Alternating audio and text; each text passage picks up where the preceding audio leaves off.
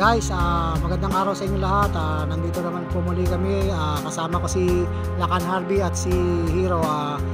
Mag-demonstrate sila ng yung continuous nung ginawa naming variation ng bigay tama. Yung bigay tama na nagawa namin, bigay tama variation number 1, number 2, and number 3. Ngayon, ang gagawin naman ni Lakan Harvey at ni Hero, ipapakita nila yung variation number 4. Okay, ready? Pugay. Okay. Normal position muna sila. Papakita ko sa inyo ang tamang stance sa normal position. Yan po ang normal position. Yan ang normal position o normal stance ng parang position of attention yan sa pag-handling ng single stick. Okay. Ready, pugay. Yan ang proper salutation. Then, fighting stand. Yan. Ang fighting stand, ganyan ang style ng fighting stand nila. 45 degree. Yan, 45 degree sila. Kung ano yung may hawak ng stick, kung kanan ang may hawak ng stick, ang unahang paa ang nasa unahan. Kaya ang kanang paa ang nasa unahan. Ano? Ang gagawin po nila, i-review muna nila yung bigay tama variation number 1. Magpapakita muna sila ng mga ilang review lang. Okay, variation number 1. Yan. Ang variation number 1 is diagonal with half strike. Nakapollow up siya ng footwork. Yan. Yan ang variation number 1.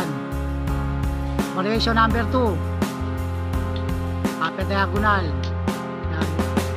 Ang nagdadala dyan sila Lakan Harvey at yung nagkakambyada o naggagamit ng footwork kay si Hero. Yan ang proper execution ng bigay tama. Variation number 2. Variation number 3. Yung variation number 3, yan, tusok naman yan. Yan. Yan. Palo sa baba. Okay, continuous. Yan. Yan ang variation number 3. Ngayon, ang gagawin naman nila ngayon is yung tinatawag na variation number 4. Okay, sige. Yan ang variation number 4. Yan, tusok yan. Tapos paring.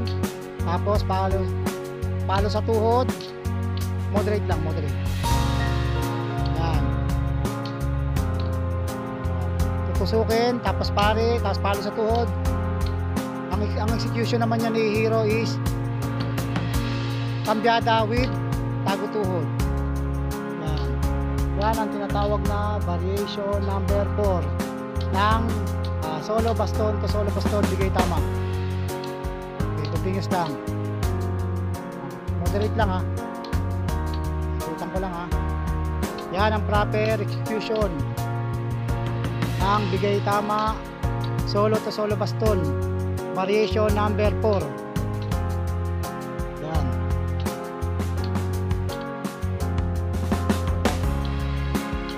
Yan po ang variation number 4 ng bigay tama. Okay. Maraming salamat po sa panonood nyo. Bugay.